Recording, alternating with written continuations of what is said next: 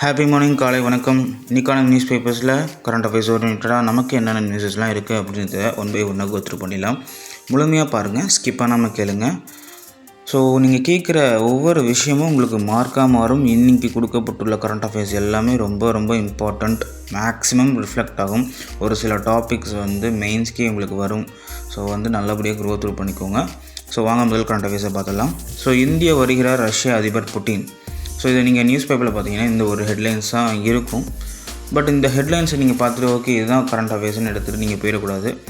இந்த ஒவ்வொரு ஹெட்லைன்ஸ்குள்ளே பல கண்டென்ட் இருக்குது. இதுக்குள்ளே ஒரு 5 கரண்ட் அஃபேர்ஸ்க்கு மேலேயே இருக்கும். என்ன அப்படின்றத நம்ம பார்க்கலாம். ஸோ இந்த ஆண்டு பிரிக்ஸ் மாநாடு, 16வது பிரிக்ஸ் மாநாடு எங்கே நடைபெற்றுச்சு அப்படின்னு பார்த்தீங்கன்னா ரஷ்யாவோட காசன் அப்படின்ற ஒரு நகரில் நடைபெற்றுச்சு. ஸோ அதில் நம்ம பிரதமர் அவர்கள் கலந்துக்கிட்டாங்க. அந்த பிரிக்ஸ் மாநாட்டில் பிஎம் அவர்கள் ரஷ்ய அதிபருக்கு ஒரு அழைப்பு விடுத்தாங்க. நீங்கள் இந்தியாவுக்கு ஒரு டைம் விசிட் பண்ணுங்கள் அப்படின்ட்டு அழைப்பு விடுத்திருக்காங்க. ஸோ அவர் அந்த அழைப்பை ஏற்றுக்கிட்டு வரப்போகிற ஆண்டில் அவர் இந்தியாவுக்கு வரதாக அறிவிச்சிருக்காரு. ஸோ இப்போ இந்த பிரிக்ஸ் மாநாடு அப்படின்றத 16வது பிரிக்ஸ் மாநாடு அப்படின்னு குறிப்பிட்டிருக்காங்க. அப்போ இந்த வருஷம் நடந்தது 16வது பிரிக்ஸ் மாநாடு. இது யார் இப்போ நடத்திருக்காங்க அப்படின்னு பார்த்தீங்கன்னா ரஷ்யாவின் காசன் நகரம் நடைபெற்றிருக்கு. போன வருஷம் எங்கே நடைபெற்றுச்சு அப்படின்னு பார்த்தோம்னா 15வது பிரிக்ஸ் மாநாடு யுனைடெட் அரப் எமிரேட்ஸ் UAEயில் தான் நடத்தியிருக்காங்க. ஸோ அப்போ உங்களுக்கு ஃபஸ்ட்டு இப்போ நடந்தது எத்தனாவது மாநாடுன்னு கேட்கலாம், இல்லை போன ஆண்டு எந்த நாடு கண்டக்ட் பண்ணாங்கன்னு கேட்கலாம். கொஷின்ஸ் இப்படி தான் வரும். ஸோ இதில் பிரிக்ஸ் மாநாடு அப்படின்னு என்ன, அதோட ஹிஸ்ட்ரி என்னன்னு இது உங்களுக்கு மெயின்ஸில் ரிஃப்ளெக்ட் ஆகும். ஸோ பிரிக்ஸ் அமைப்பு அப்படின்னு பார்த்தீங்கன்னா இப்போ கரண்ட்டில் 2024 எவ்வளோ மெம்பர்ஸ் இருக்காங்க அப்படின்னு பார்த்தீங்கன்னா Brazil, Russia, India, China. First அந்த 4 லெட்டர்ஸ்க்கு அப்புறம் எஸ்ன்றது South Africa. Brazil, Russia, India, China, South Africa. இப்போ நான் 2024 டேட்டா சொல்கிறேன். இதுக்கப்புறம் இதில் இன்னும் மெம்பர்ஸ் பார்த்திங்க அப்படின்னா ஈரான், எகிப்து, எத்தியோப்பியா, UAE. ஸோ இவங்கெல்லாம் இதில் மெம்பர்ஸாக இருக்காங்க. ஸோ பிரிக்ஸ் முதல்ல எப்போ தொடங்கப்பட்டுச்சு அப்படின்னு பார்த்தோம்னா செப்டம்பர் 2006 ரஷ்யா தான் இந்த பிரிக் அப்படின்ற அமைப்பை ஆரம்பித்தாங்க. அப்போ பிரிக்ஸ்ன்னு இல்லை, பிரிக்குன்னு இருக்கும். BRIC மட்டும்தான் இருக்கும், எஸ் இருந்திருக்காது 2006. அப்போ அதோட ஃபஸ்ட்டு மீட்டிங் எங்கே நடக்குது அப்படின்னு பார்த்தீங்கன்னா 2009 ஃபஸ்ட் மீட்டிங் நடக்குது. ஃபஸ்ட் மீட்டிங் ரஷ்யாவில் நடக்குது. அப்போ அந்த மாநாட்டில் யார் கலந்துக்கிறாங்க? பிரேசில், ரஷ்யா, இந்தியா, சீனா, இந்த 4 நாடுகள் தான் கலந்துக்கிட்டாங்க.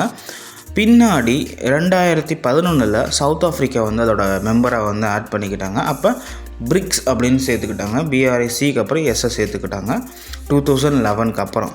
இப்போ குறிப்பிட்ட இந்த 5 நாடுகள் தாண்டி இன்னும் ஈரான், எகிப்து, எத்தியோப்பியா, UAE இந்த நாடுகள்லாம் இப்போ மெம்பர்ஸாக இருக்காங்க. ஸோ இந்த ஒரு வார்த்தைக்குள்ளே எவ்வளவு கரண்ட் அஃபேர்ஸ் இருக்குதுன்னு நீங்கள் தெரிஞ்சுக்கோங்க. இதை வச்சு தான் உங்களுக்கு கொஷின்ஸ்லாம் வரும். ஸோ இந்த வருஷம் மட்டும் 2 டைம் பிரதமர் அவர்கள் ரஷ்ய அதிபரை பார்த்துருக்காங்க. போன ஜூலை 2024 அப்பையும் இந்திய ரஷ்யா ஆண்டு மாநாடு நடந்துச்சு. அப்பையும் பிரதமர் அவர்கள் ரஷ்யாவுக்கு போயிருந்தார். இப்போ சேம் பிரிக்ஸ் மாநாட்டுக்கும் போயிருக்காரு. ஸோ அப்போ புட்டின் அவர்கள் இந்தியாவுக்கு வராங்க. ஸோ இதுக்குள்ளே எவ்வளோ கொஷின் நடந்துச்சு. பிரிக்ஸை பற்றி பார்த்தோம். 16வது மாநாடு எங்கே நடந்துச்சு, 15வது மாநாடு எங்கே நடந்துச்சு, பிரிக்ஸ் எப்போ ஸ்டார்ட் பண்ணாங்க, ஃபஸ்ட்டு மீட்டிங் எப்போ, ஃபஸ்ட்டு என்னென்ன மெம்பர்ஸ் இருந்தாங்க, எப்போ சவுத் ஆஃப்ரிக்காவில் நடந்துச்சுன்ட்டு. ஸோ கிட்டத்தட்ட 5-6 கரண்ட் அஃபேர்ஸ் இதுக்குள்ளேயே இருக்குது. நல்லா கோத்ரூ பண்ணிக்கோங்க, கண்டிப்பாக ரிஃப்ளெக்ட் ஆகும். ஸோ அடுத்த கரண்ட் அஃபேர்ஸ் பார்த்திங்கன்னா ஒரு ஸ்போர்ட்ஸ் கரண்ட் அஃபேர்ஸ் தான். 40க்கும் குறைவான பந்துகளில் 2 சதங்கள். T20 கிரிக்கெட் போட்டியில் உர்வில் பட்டேல் உலக சாதனை. ஸோ வெறும் 36 பந்தில் சதம் அடிச்சிருக்காரு உர்வில் பட்டேல் அப்படின்ற ஒரு உள்ளூர் வீரர். ஏற்கனவே இவர் 28 பந்துகளில் சதம் அடிச்சிருக்காரு. T20 போட்டியிலேயே 40க்கும் குறைவான பந்துகளில் தொடர்ந்து சதம் அடித்த முதல் வீரர் இவர் தான். இது வரைக்கும் T20 வரலாற்றில் இப்படி ஒரு விஷயம் நடந்ததே கிடையாது. இதில் ஒரு விஷயம் என்னென்னா இவருக்கு ஸ்பான்சர் பண்ணுறதுக்கு யாருமே இல்லை. ஒரு உள்ளூர் வீரர். எந்த டீமுமே எடுக்க முன் வரலை. கடைசியாக ஒரு ஆடினது தான் டைட்டன்ஸ் டீமில் விளாண்டுருக்காரு. ஸோ 36 பாலாக சதம் அடிச்சிருக்காரு. லாஸ்ட் மேட்ச்சில் 28 பந்தில் சதம் அடிச்சிருக்காரு.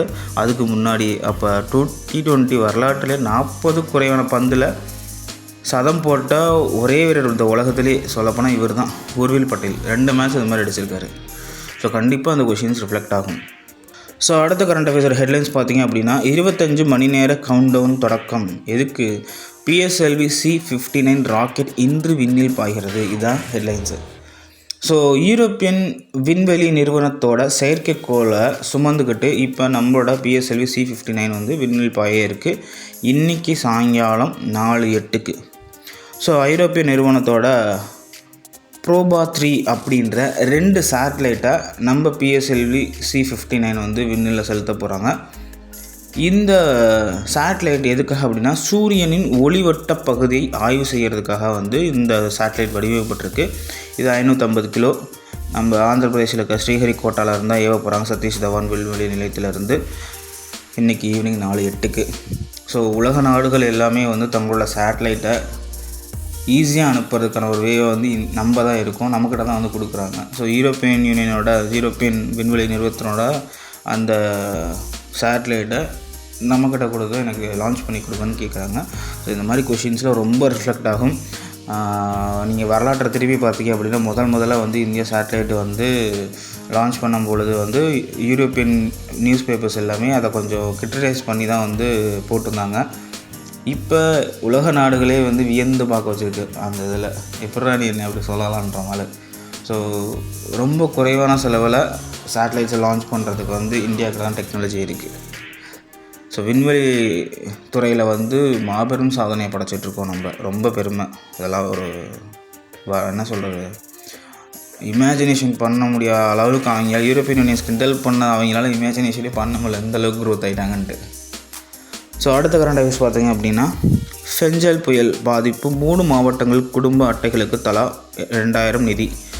ஸோ ஒரு 3 மாவட்டங்களுக்கு மட்டும் புயல் பாதிப்பான ரொம்ப அதிகமாக இருக்குது. 3 மாவட்டங்களுக்கு குடும்ப அட்டைகளுக்கு தலா 2000 ரூபாய் வந்து தமிழக அரசு வழங்குறாங்க.